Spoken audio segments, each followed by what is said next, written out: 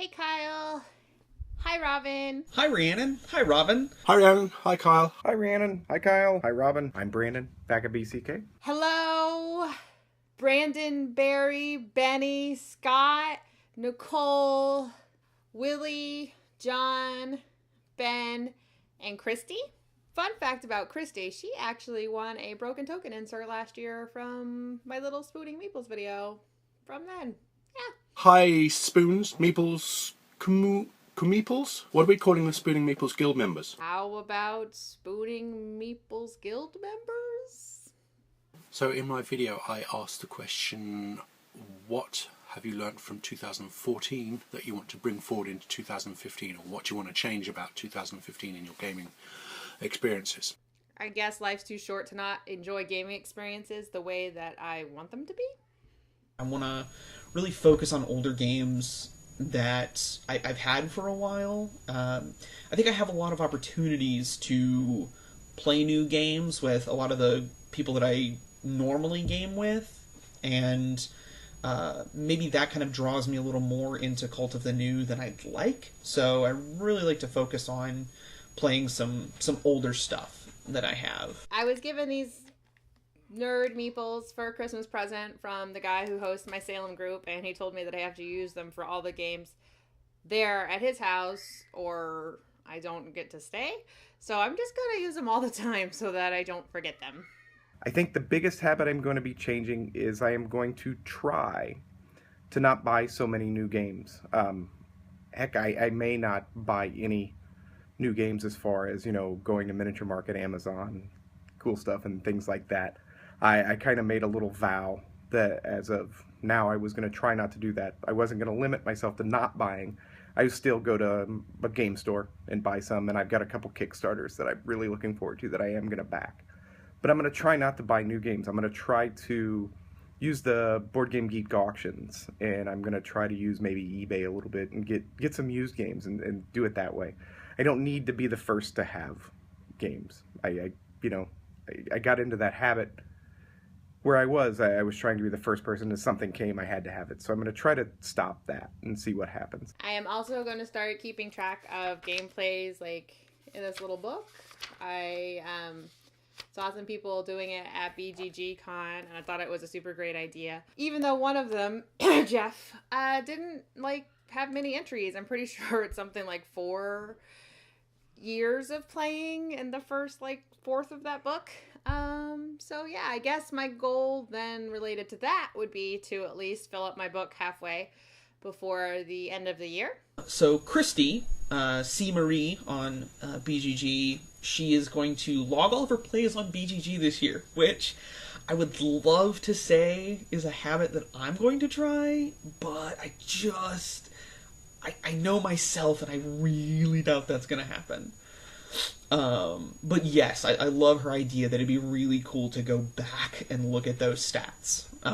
Especially, thinking about BGG 10 years from now, I would love to be able to go back and say, oh, in 2015, what was I playing? And so maybe that'll be a goal for 2016 for me.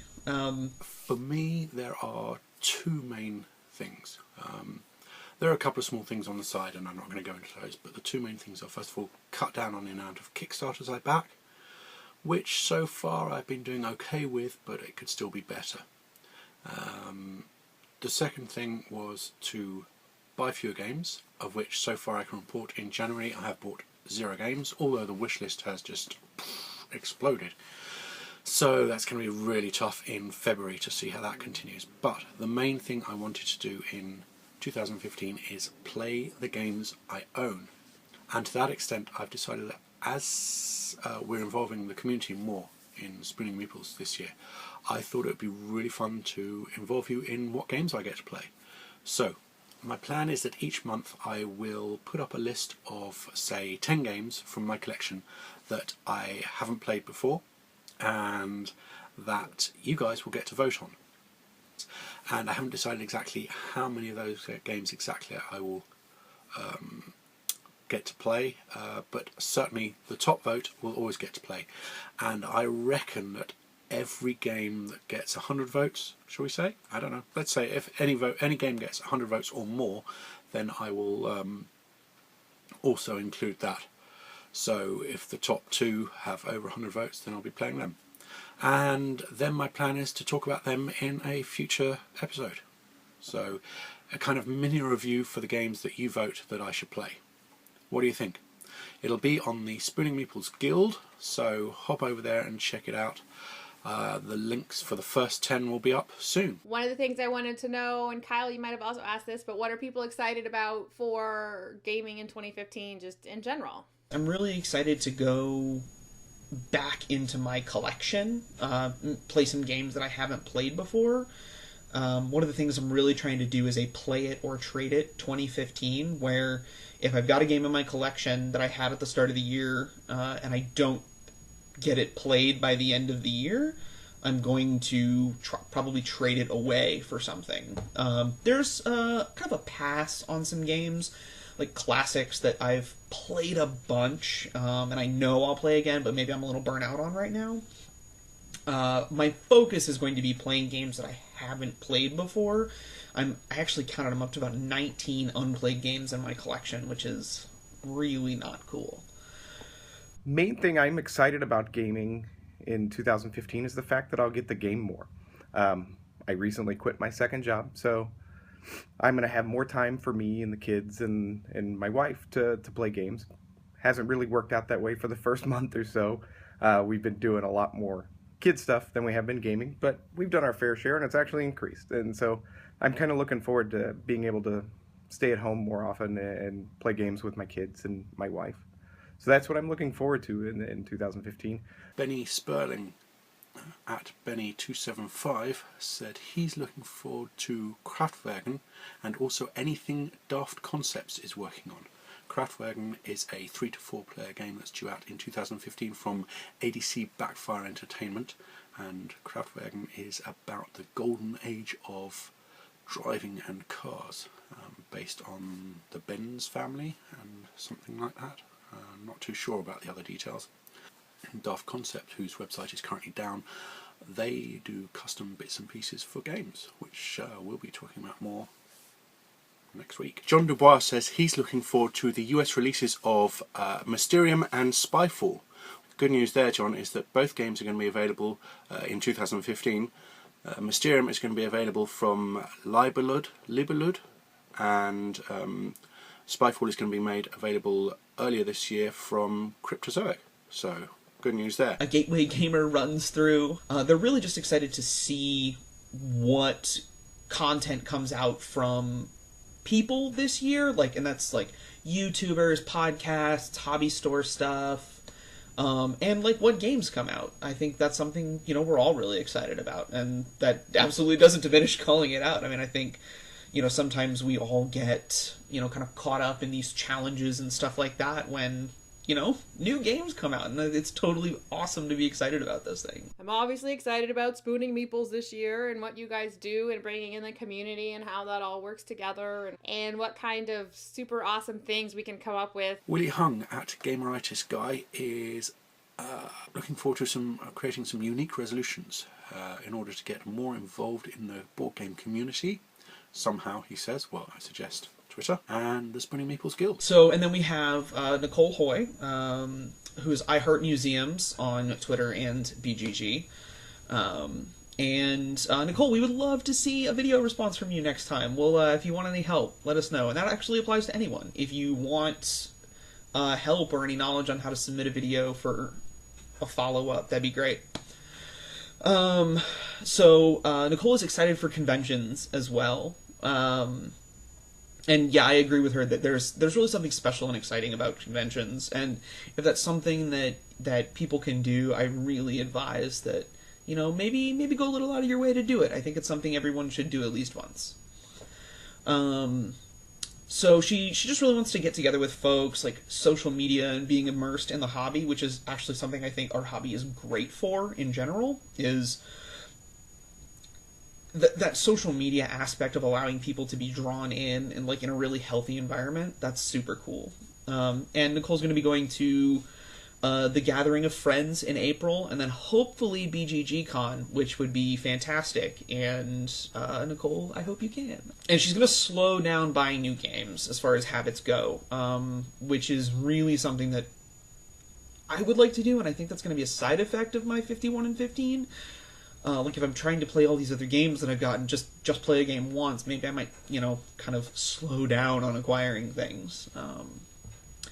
But then, like, she's also trying to find time to play with people at events to try new games, as opposed to like being interested in a new game and then buying something, just because of that interest. Like, find somebody who wants to play it and play it with them. Maybe there's a demo copy or they have a copy, something like that. I think that's really smart. I'm mostly just excited about gaming a lot with my friends. I might even game with my family some if they're lucky. Scott Woley, at Scott Woley, says, if we're in a golden age of gaming, I'm interested in what's next. Well, there are certainly many people who say that we are in a golden age of gaming at the moment. But there seem to be an equal amount of people who seem to say that the golden age is time-related, and so we can't possibly be in a golden age of gaming at the moment. I agree, it'll be something interesting to look forward to. So Christy, C. Marie on BGG, says that a lot of her plans kind of boil down to two things. Cons, attending IndieCon, Gen Con, and at least the first day of Geek Way to the West, which is awesome. I would love to go to any of the three of those. I think I'm just doing BGG Con this year. Maybe try to get Origins in there, but it kind of depends on some stuff. And then upcoming games. And she's actually called out quite a few really cool ones. Summoner Wars Alliance's Master Set, BattleCon War of Indines, Strife Legacy of the Eternals, Pixel Tactics Deluxe, and Pretty Smash Up. All of which are very, very cool, and I'm also excited about those.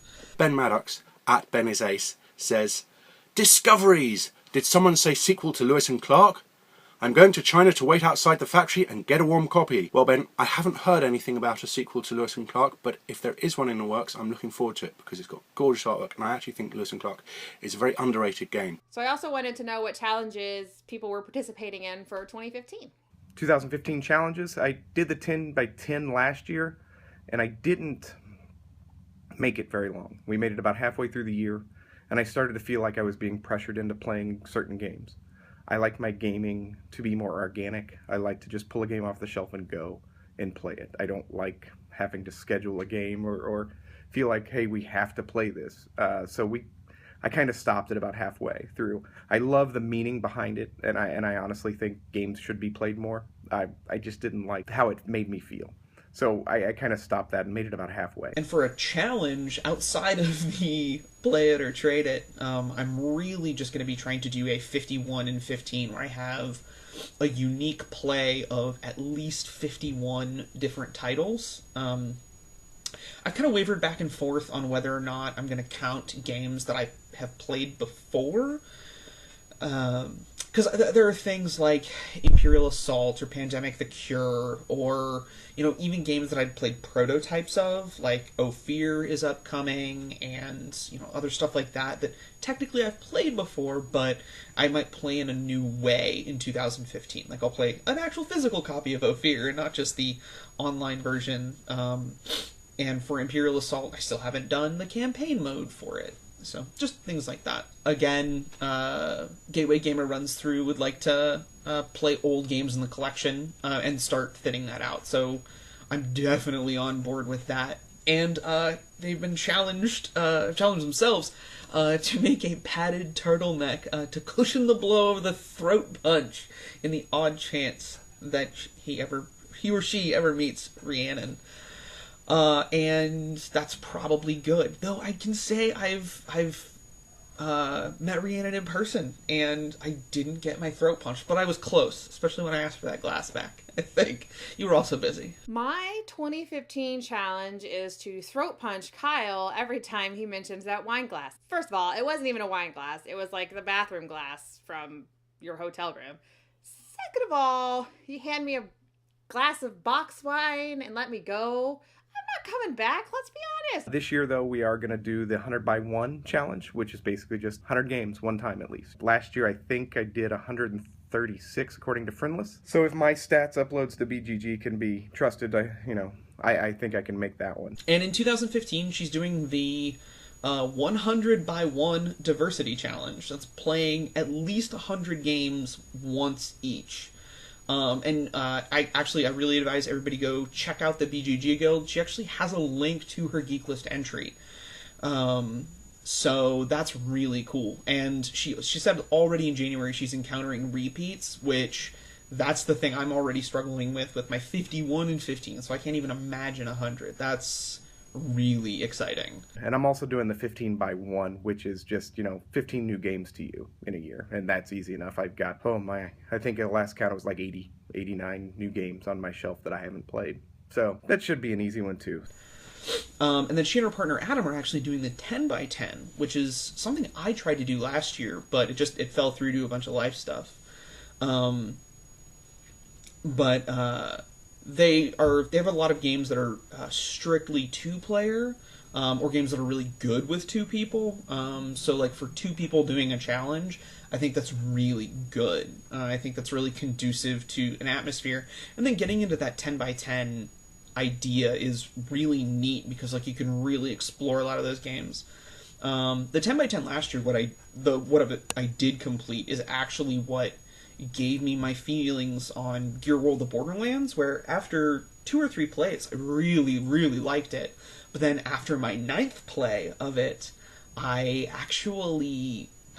realized a lot of things about, like, this game, like, is not as different every game as I would hope, and it's, there's a lot of lacking things. So you can really learn a lot about games and about your own habits with a challenge like that.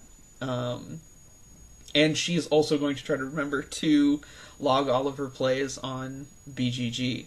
So that's it. Thanks for joining us at the table. Thanks. See you next time. And here's to a great 2015.